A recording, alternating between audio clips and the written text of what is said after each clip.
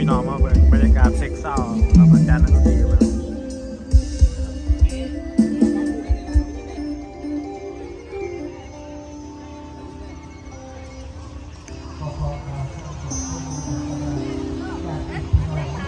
มา50 บาทครับไว้แป๊บปานนี้เลยนะนี่50 บาท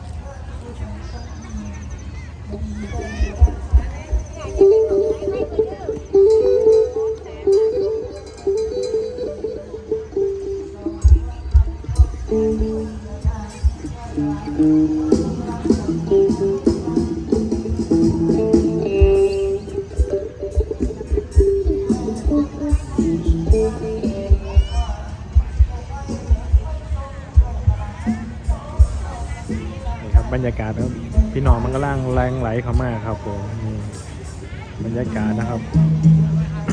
อย่าลืมกดไลค์กดแชร์กดติดตามด้วยนะครับเดี๋ยวน้องนุ๊กกี้ขึ้นมาแรกนะผมอัปเดตให้เบิ่งเรื่อยๆครับ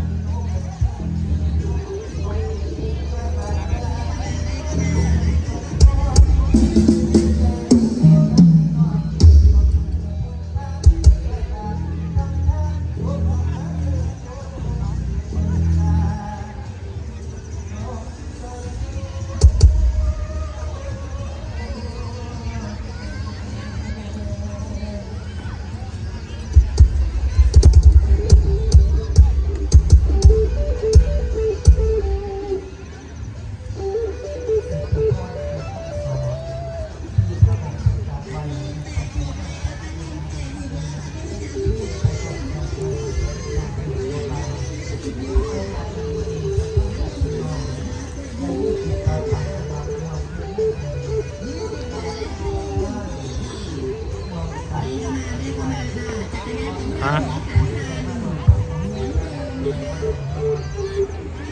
เชี่ย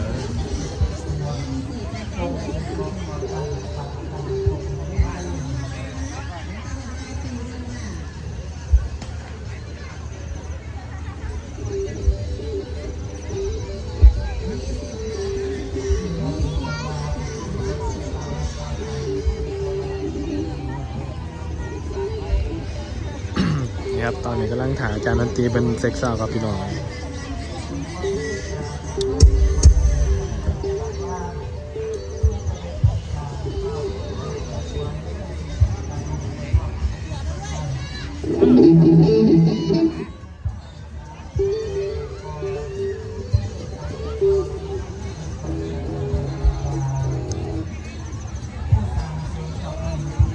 คนที่เข้ามารับชมก็อย่าลืมกดไลค์กดแชร์กดติดตามด้วยนะครับ เช็คเช็คหนึ่งสองสามเช็ค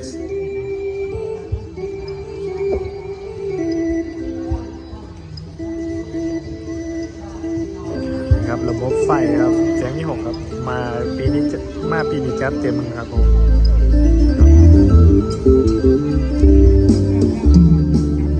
นี่ครับพี่น้องครับพี่น้องแบบร้ายครับผมนั่งทยอยเข้ามาเลย